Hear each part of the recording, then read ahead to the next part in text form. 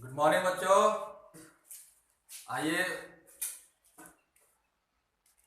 इस व्हाट्सएप माध्यम से मैं शिवपूजन सर आप लोगों के लिए क्लास 6 के लिए सेपरेशन ऑफ सब्सटेंस यानी पदार्थों के पृथक्करण इस चैप्टर के कुछ भाग आप लोग को पिछले कक्षाओं में क्लासेस में बताया गया था। आज उसकी अगली टॉपिक है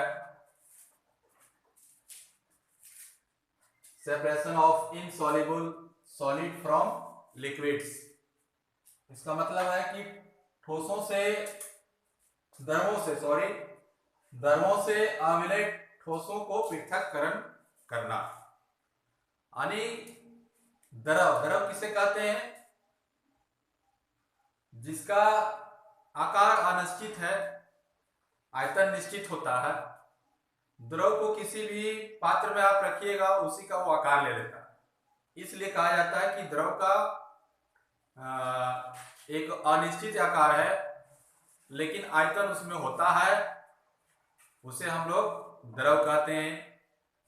और ठोस जिसका आकार और आयतन दोनों निश्चित होता है उसे हम लोग ठोस कहते हैं। तो आज हम लोग को जानना है कि द्रव से अविलय ठोस, अविलय मतलब जो घुलता नहीं, जो द्रव में घुलता नहीं, उसको हम लोग कैसे अलग करेंगे। तो उसका कुछ विधियां है, जैसे कि है पहला विधि आपका है सेडिमेशन एंड डिक्नेशन यानी अवसादन और निथारण, इसका हिंदी होता है। दूसरा भी है लोडिंग एंड कोगुलेशन, जिसको हम लोग कहते हैं भारण तथा अस्कंदन।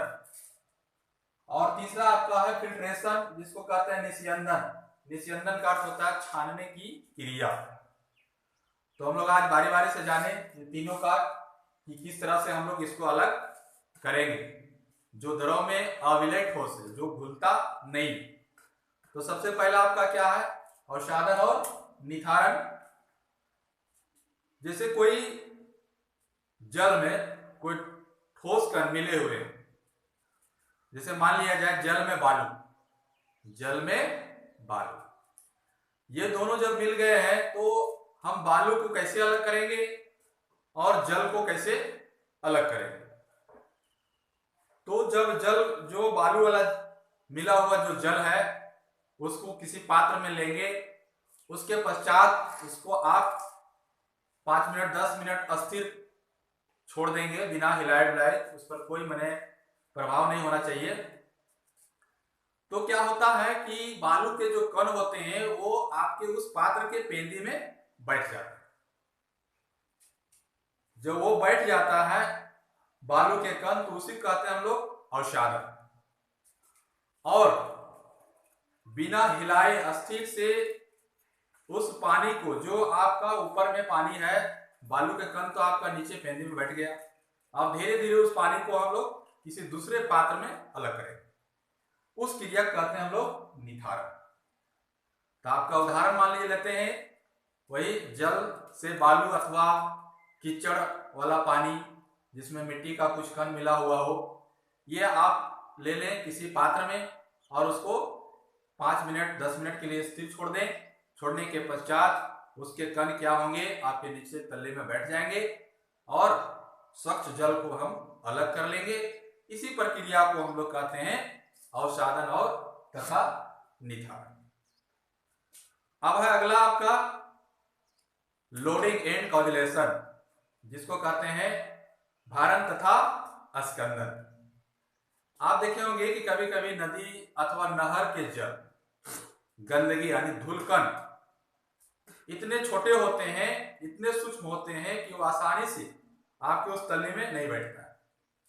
तो इसके लिए क्या करेंगे, हम लोग एक रासायनिक पदार्थ लेंगे, जैसे में आप जानते हैं फिटकिरी, एलम जिसका नाम है, फिटकिरी कहते हैं उसको। तो उस फिटकिरी जो पानी हम लोग लेंगे उसको किसी पात्र में रख करके आप फिटकरी का टुकड़ा उस पानी में डाल देंगे। फिटकरी पानी में डालने से क्या होता है कि ये फिटकरी जो है, चूंकि ये रासायनिक पदार्थ है फिटकरी, ये क्या करता है कि सूक्ष्म कण को भारी कर देता है, और भारी करने से वह सूक्ष्म कण क्या होता है, धीरे धीरे फिर से तल्ली में बैठ जाता है। इस प्रकार वह भी सूक्ष्म कण आपके तल्ली में बैठ गया, और वह गंदगी पानी से गंदगी पानी जो था वो आपका स्वच्छ हो जाता है। फिर से आप उसी माध्यम से धीरे से उस पानी को आप अलग कर सकते हैं। तो इस तरह से हम लोग ये भारण तथा स्कंदन की प्रक्रिया द्वारा हम गंदे पानी को भी स्वच्छ कर सकते हैं। अगला अंतिम आपका है फिल्ट्रेशन। फिल्ट्रेशन का अर्थ होता है छानने की क्रिया। तो आप देखे होंगे छानने की क्रिया, जो निस्यंदन की प्रक्रिया का प्रयोग जो होता है द्रव के अघुलनशील ठोस को द्रव से अलग करने की किया जाता है। इसमें क्या होता है कि एक माने रुई का प्रयोग किया जाता है, या तो फिर मलमल के वस्त्र का टुकड़ा का प्रयोग किया जाता है। इस तरह से उसका एक कुप्पी बनाएंगे, और कुप्पी बनाने के बाद उसमें आप गंदा पानी को जो होता है उसमें आप धीरे धीरे डालेंगे। तो उससे क्या होगा कि उस कुप्पी में मलमल का कपड़ा या रुई जो लेते हैं, जो तो थोड़ा सा खुरदरा होता है सतह, तो उसमें जब डालेंगे पानी को, वह गंदा पानी को, तो उसमें क्या होगा कि मलमल के खुरदरे सतह पर मने वो जो कण होते हैं छोटे छोटे, वो क्या होता है उसमें चिपक जाता है, और चिपक जाता है तो उसके बाद वो कण पानी में फिर से जाता नहीं है।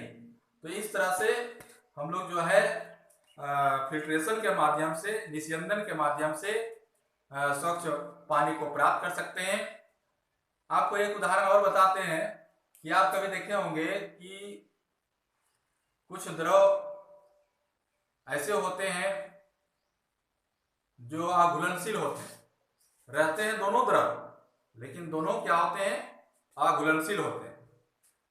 तो इसका विस्तृत चर्चा आपको अगले कक्षाओं में बताएंगे।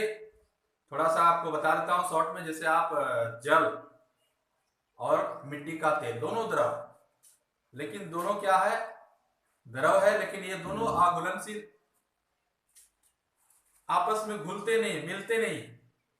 आप उसमें डाल दीजिएगा, सोचिएगा कि मिल गया, तो वो नहीं मिलता।